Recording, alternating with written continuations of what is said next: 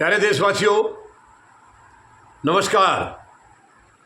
आज मैं चुनाव आयोग के वर्तमान आचरण और उनका क्या स्टेटस है, समाज में, देश में क्या स्टेटस है, उसके ऊपर आपके साथ चर्चा करना चाहूँगा।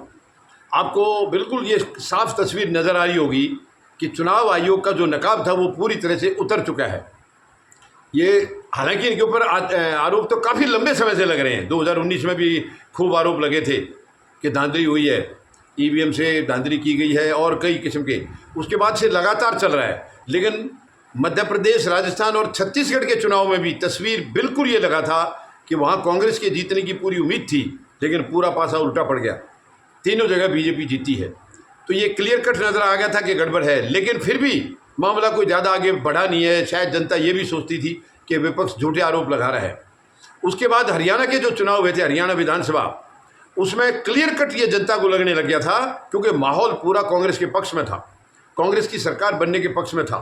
लेकिन वहाँ पूरी मेजोरिटी के साथ बीजेपी की सरकार बनी। उसके बाद महाराष्ट्र में आप देख लीजिए, महाराष्ट्र में तो बिल्कुल ही रिकॉर्ड टूट गया। यानी 288 में से 238 या 238 सीटें शायद इन्होंने ली हैं। ताज्जुब की बात है, गजब। वो भी एक तरफा हुआ। उसके बाद दिल्ली का भी आपने देखा है। तो यहाँ से खुलकर के बातें, आवाज़ें उठने लगी। और राहुल गांधी ने महाराष्ट्र विधानसभा चुनाव के बारे में वोटर लिस्ट में कुछ धांधली के आंकड़े दिए थे। उन्होंने कहा था कि लोकसभा चुनाव में जो वोटर की संख्या थी और 4 महीने बाद विधानसभा चुनाव हुए, उसमें इतनी बड़ी तादाद में बढ़ गए जो पिछले 10 साल में भी नहीं बढ़े थे।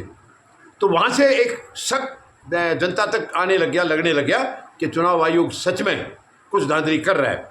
उसके बाद 2024 के जो लोकसभा चुनाव हुए थे, उसमें 400 पार का नारा देने वाले 240 पर सिमट गए थे।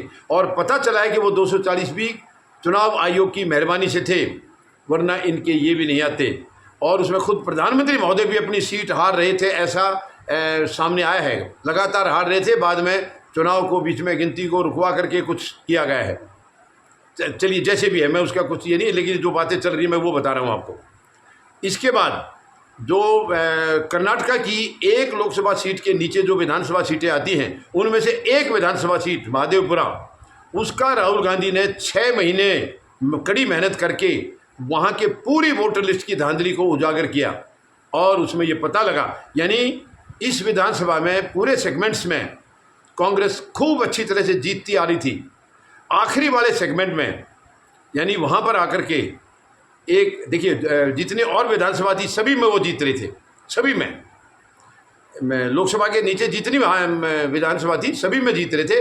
महादेवपुरा में आकर के 1,250 जाली वोट मिले हैं। वहाँ पर फर्जी वोट राहुल गांधी ने खुलासा किया है। बिल्कुल कोई अपनी तरफ से डॉक्यूमेंट नहीं दिया है। चुनाव आयोग की ही जो वोटर लिस्ट है उसी में सबूत दिखाए हैं। कुछ उसमें डुप्लीकेट वोटर दिखाए हैं, कुछ उसमें गलत एड्रेस वाले दिखाए हैं, यानी फर्जी एड्रेस वाले दिखाए हैं, और कुछ जो हैं डबल नाम लिखे हुए हैं। कुछों के ऊपर एड्रेस गलत दिखाया है। ऐसे कुछों को मृत घोषित कर दिया गया है। जिंदा लोग हैं, जिंदा को मृत कर दिया, मृत को जिंदा कर दिया। ऐसे बहुत सारे उसने प्रेस कॉन्फ्रेंस करके राहुल गांधी ने 7 अगस्त को ये सबूत दिए। उसके बाद पूरे देश भर में ये संदेश गया है कि ये बिल्कुल जो बातें चल रही थी वो सही थी, कि चुनाव आयोग धांधली कर रहा है बीजेपी के साथ मिल करके। इसके बाद बिहार का खेल करने के लिए इन्होंने पैटर्न बदल दिया ताकि बाद में कोई आवाज़ ना उठ सके कि इन्होंने वोटर लिस्ट में या ईवीएम में गड़बड़ की है। इसलिए पहले ही एक वोटर लिस्ट को सच्चाई के तरीके से, ईमानदारी से बनाने के लिए एक प्रक्रिया शुरू की, जो कि पहले से भी ज़्यादा धांधली वाली निकली है। आप देख ही रहे हैं, SIR की जो प्रक्रिया की है उसकी धज्जियाँ उड़ रही हैं। माननीय सर्वोच्च न्यायालय में लगातार सुनवाई चल रही है। 22 अगस्त को कल सुनवाई हुई थी, अभी अगली, और शायद ये अंतिम हो सकती है 8 सितंबर को। तो कहने का मतलब है पूरी तरह से नकाब उतर चुका है।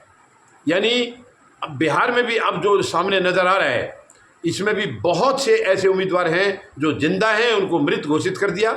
जो 65 लाख लोगों के नाम हटाए थे, उसके अंदर बहुत सारे लोग ऐसे हैं जो जिंदा हैं, उनको मृत घोषित कर दिया, और जिनकी मौत हो चुकी है उनका वोटर लिस्ट में नाम है। तो काफ़ी ऐसी धांधलियाँ नज़र आई हैं जो माननीय सर्वोच्च न्यायालय ने बहुत गंभीरता से ली हैं। तो अब पूरी तरह से ये खेल उजागर हो चुका है कि चुनाव आयोग बीजेपी के साथ मिलकर के, यानी उनका प्रॉक्सी एक एजेंसी चला रहा है। जो वो बीजेपी चाहती है उनकी इच्छा की पूर्ति कर रहा है, ये पूरी तरह से अब साफ हो चुका है।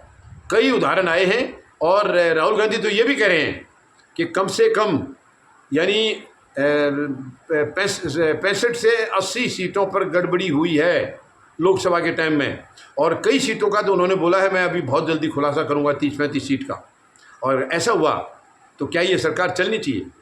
धांधली की सरकार जो गलत तरीके से आई है, झूठ बोल करके आई है, वोट में धांधली करके जो आई है, उसमें सत्ता में रहने का उसका कोई अधिकार नहीं है। और उसके बाद से कोई चुनाव बीजेपी हारी नहीं है, तो हर जगह यही गेम खेला जा रहा है। लेकिन अब चुनाव आयोग पूरी तरह से उसका नकाब उतर चुका है, नकाब उतर चुका है जनता के सामने।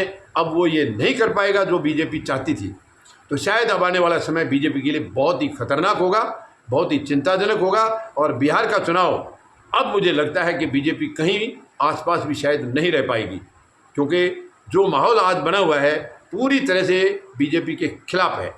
पूरा धांधली, यानी वो प्रधानमंत्री महोदय के लिए नारे लग रहे हैं, वोट चोर गलती छोड़, और संसद में लगे ये नारे। पहला मौका है जो संसद में इस किस्म के नारे लगे, आज तक कभी नहीं लगे थे। गली गली में लग रहा है, बिहार के सड़कों पर लग रहा है, वोट चोर गद्दी छोड़।